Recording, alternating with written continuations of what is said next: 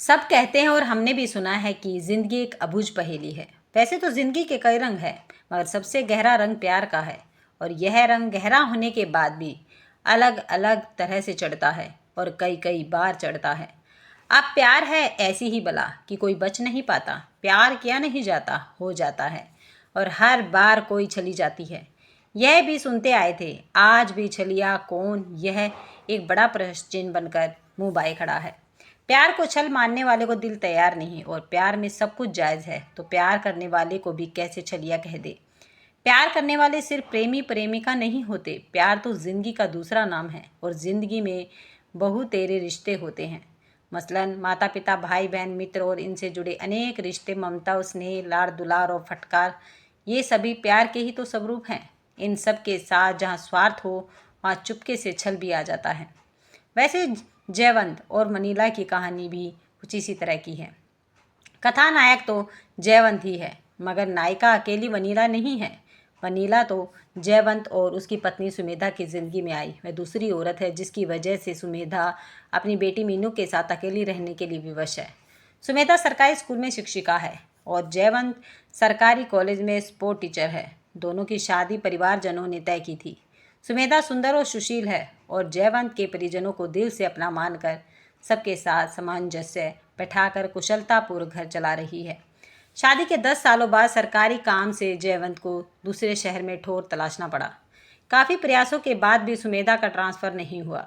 जयवंत हर शनिवार शाम को आता और पत्नी व बेटी के साथ 2 दिन बिताकर सोमवार को लौट जाता। मीनू भी प्रतिष्ठित स्कूल में पढ़ रही थी, तो सुमेधा ने परिस्थितियों से समझौता कर लिया। सुमेधा सप्ताह भर घर की जिम्मेदारी अकेले उठाती रहती और सप्ताहांत में घर आए पति के लिए भी समय निकालती। जयवंत के कॉलेज में एक प्राध्यापिका थी, वनीला, जो अधिक उम्र की होने के बाद भी अविवाहित थी। वह सुंदर, सुशील और संपन्न थी। मनोनुकूल विवाहित रिश्ता न मिलने से सबको नकारती रही। उम्र के इस सोपान पर तो समझौता करना ही था, जो उसके स्वभाव में नहीं था, इसलिए आजीवन अविवाहित रहने का मन बना चुकी थी। अक्ल और शक्ल दोनों कुदरत ने जी खोल कर दी थी, तो अकड़ भी स्वाभाविक कॉलेज में सबको अपने से कमतर ही समझती थी। जयवंत और वनीला ने जब पहली दफ़ा एक दूसरे को देखा तो दोनों का दिल कुछ जोर से धड़का। जयवंत तो था ही स्मार्ट्समैन, तो उसका गठीला शरीर था। उसे देखकर वनीला को अपना संकल्प कमज़ोर पड़ता जान पड़ा। उसे लगा कि कुदरत ने उसके लिए योग्य जीवन साथी बनाया तो सही, मगर मिला देर से। दोनों देर तक स्टाफ रूम में बैठे रहते। ज़बरदस्ती का कुछ काम लेकर दोनों को पहली बार पता चला कि वे कितने कर्मठ हैं। एक दूसरे की उपस्थिति मात्र से वे उत्साह से लबरेज हो तेजी से काम निपटा देते। अधिकांश कार्यकारिणी समितियों में दोनों का नाम साथ में लिखा जाने लगा, क्योंकि इससे समिति के अन्य सदस्य निश्चित हो जाते थे। दोनों को किसी अन्य की उपस्थिति पसंद भी नहीं थी। स्पोर्ट्स समिति की कर्मठ सदस्य और अधिकांश गतिविधियों की संयोजक अब वनीला मैडम होती थी। यह अलग बात है कि उनकी बातचीत अभी भी शासकीय कार्यों तक ही सीमित थी। व्यक्तिगत रूप से दोनों एक दूसरे से अनजान ही थे। बास्केटबॉल के टूर्नामेंट्स होने थे, जिसकी टीम में वनीला दल की अभिभावक के तौर पर, जबकि जयवंत कोच के रूप में छात्राओं के दल के साथ गए थे। वहाँ अप्रत्याशित अनहोनी हुई कि एक छात्रा की तबीयत काफ़ी खराब हो गई। उसे हॉस्पिटल में भर्ती करना पड़ा। शहर के दूसरे कॉलेज के दल के साथ ही अपनी टीम को रवाना करके वे दोनों छात्रा के पेरेंट्स के आने तक वहीं रुके। हॉस्पिटल में गुजरी वह एक रात उनकी ज़िंदगी में बहुत बड़ा परिवर्तन लेकर आई। रात भर बेचनुमा कुर्सियों पर बैठे बैठे ही काटनी पड़ी, और चूंकि काम तो कुछ था नहीं, सो उस दिन खूब व्यक्तिगत बातें हुई। जयवंत ने वनीला से अपनी शादी न करने की वजह पूछी, तो उसके मुंह से अनानास निकल पड़ा, तुम्हारे जैसा कोई मिला ही नहीं। उसकी बात का इशारा समझकर जयवंत भी बोल उठा, जब मैं ही मिल सकता हूँ तो मेरे जैसे की ज़रूरत ही क्या है। वनीला की आंखें आश्चर्य मिश्रित खुशी से फैल गई। क्या आपने भी अभी तक शादी नहीं की है? अब जयवंत मगरमच्छी आंसुओं के साथ बोला, मेरी दादी मरते वक्त मुझे उनके एक दूर के रिश्तेदार की बेटी का हाथ जबरन थमा गई। वह दिमाग से पैदल है, तभी तो यहाँ लेकर नहीं आया। अब मैं उसे तलाक दे दूंगा। यदि तुम चाहोगी तो हम शादी कर लेंगे। वीनू, ओह जय, कितना गलत हुआ तुम्हारे साथ। हम पहले क्यों नहीं मिले? अब तुम्हारी पत्नी है तो हम कैसे शादी कर सकते हैं? क्यों नहीं कर सकते वीनू? आई लव यू, और मुझे पता है कि तुम भी मुझे प्यार करती हो। बोलो, सच है ना? यह हमारी ज़िंदगी है, हम एक दूसरे के साथ बिताना चाहें तो इसमें गलत ही क्या है? कहते हुए उसने भावातिरेक में वनीला का हाथ कसकर पकड़ लिया। उम्र की परतों में वनीला ने जो भावनाओं की बर्फ छिपा रखी थी वह जयवंत के सहारे की गर्मी से पिघलने लगी। जवाब में उसने भी बोल ही दिया, I love you too Jai, I want to spend my life with you. इधर इजहार ए इश्क हुआ और उधर छात्रा की तबीयत थोड़ी सुधरने लगी। वीनू सोच रही थी कि जय की पत्नी के साथ मैं छल कर रही हूँ तो गलत नहीं है, क्योंकि उसके परिवार वालों ने भी तो जय के साथ छल किया है। यह जय सोच रहा था कि घर की जिम्मेदारी भी उठाऊंगा। पत्नी और बेटी तो वैसे ही अकेले रहने की आदी हो गई हैं। यहाँ पर मैं वीनू को उसके हिस्से का प्यार देकर उस पर उपकार कर रहा हूँ, कोई छल नहीं कर रहा। वह भी तो मुझे पाना चाहती है। बेटी को पढ़ा लिखा कर शादी कर दूंगा। कितने ही पुरुषों ने 2 शादियाँ की हैं, यह कहीं से भी गलत नहीं है।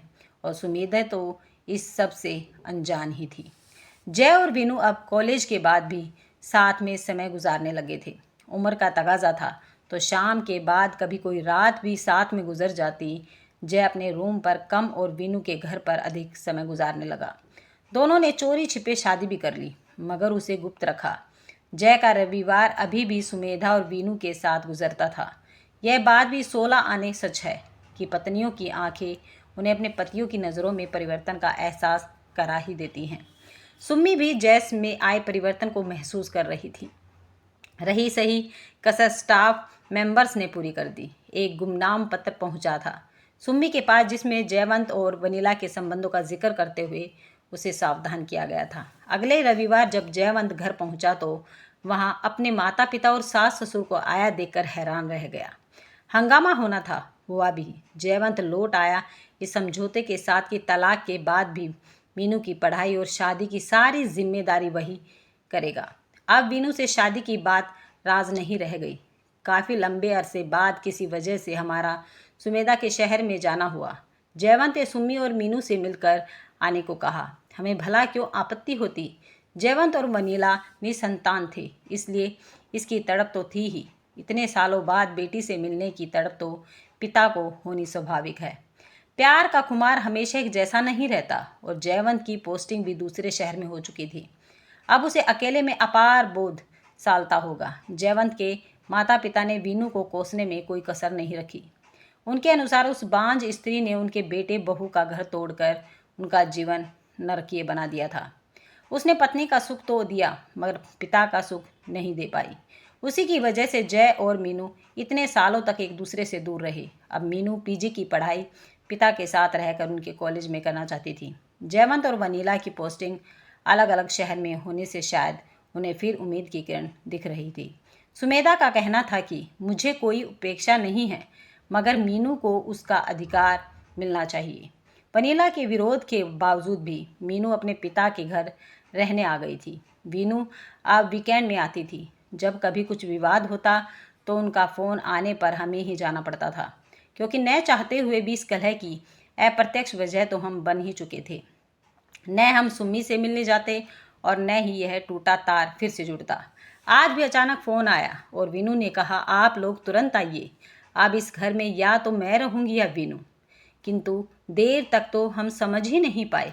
सोतन का आपसी झगड़ा तो सुना था, मगर सौतेली माँ और बेटी का इस तरह से झगड़ना आश्चर्य की एक वजह और थी कि वनीला और मीनू दोनों ही काफ़ी समझदार थी। अलग अलग दोनों से बात करने पर हम इतना समझ पाए कि दोनों अपनी सीमाएं जानती थी और एक दूसरे के क्षेत्राधिकार में दखल भी नहीं देती थी। कभी कभी जय संतुलन नहीं कर पाते, तभी विवाद होता था। जय का कहना था कि मीनू ही मेरी इकलौती संतान है तो वीनू को भी इसे स्वीकार लेना चाहिए, आखिर वह उसकी भी बेटी है। सुमेधा ने तो वनीला को अपनी जगह दे दी, तो क्या यह उसकी बेटी को हमारी ज़िंदगी में थोड़ी भी जगह नहीं दे सकती? उसका अधिकार तो यह नहीं छीन रही है। 2-3 साल बाद तो ससुराल चली जाएगी, तब तक भी इसे आँख की किरकिरी नहीं मानकर सुरमे की तरह सजा ले। हमारी ज़िंदगी में रोशनी ही तो कर रही है। हम भी जय की बातों से सहमत थे। जिंदगी का यही दस्तूर है, दूसरी औरत ही हमेशा गलत ठहराई जाती है। मैं भी एक औरत हूँ तो सुम्मी का दर्द महसूस कर रही थी और मीनू से सहानुभूति होते हुए भी मीनू को गलत नहीं मान पा रही थी। मेरे पति मीनू को गलत ठहरा रहे थे और मैं जय को। एक पल को लगा कि उनका झगड़ा सुलझाने में हम ना झगड़ पड़े। मीनू ने चुप्पी तोड़ी। हम इतने सालों से अकेले रहे। मीनू कोई छोटी बच्ची नहीं है, उसे समझना चाहिए कि मैं वीकेंड पर आती हूँ। उसके आने के बाद जय तो आते नहीं। उसे अकेला छोड़कर यदि कुछ गलत दिखे तो मुझे मीनू को डांटने का अधिकार है या नहीं। यदि कुछ ऊंच नीच हो गई तो दोष तो मुझे देंगे सब। पड़ोस में रहने वाले लड़के से इसका नैन मटक्का चल रहा है, मैंने खुद देखा है। पूछा तो साफ मुकर गई और जय मुझे ही गलत कह रहे हैं। यह उतनी ही सीधी नहीं है जितनी दिखती है। उसका प्रलाप चलता ही रहता यदि हमें मीनू की सिसकियां न सुनाई देती। मेरी कोई गलती नहीं है। आंटी मुझे क्यों ऐसा बोल रही हैं? वे खुद जैसी है वैसा ही मुझे समझ रही है। मैं उनकी सगी बेटी नहीं हूँ तो मेरी तकलीफ़ क्यों समझेगी?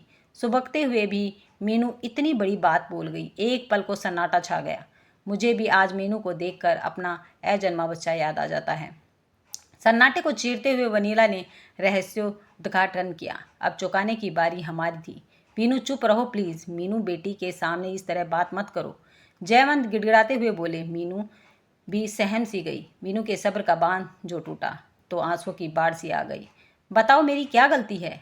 जब जय आखिरी बार सुम्मी के घर से लौटे थे तब मैंने इन्हें खुशखबरी दी थी। जीवन बगिया में नया फूल खिलने वाला था, मगर जय ने बीच में ही बात काट दी। वीनू प्लीज़ मेरी गलती है, मुझे माफ़ कर दो, मगर प्लीज़ अब चुप हो जाओ। लेकिन वीनू ने भी आज ठान ही लिया था। वह बोलती रही और परत दर परत जयवंत की छल की कलई खोलती गई। उस समय इन्होंने मुझे कहा कि अभी कोर्ट में केस चल रहा है। इस समय सुम्मी के वकील को हमारी शादी का सबूत मिल गया तो हम मुश्किल में पड़ जाएंगे।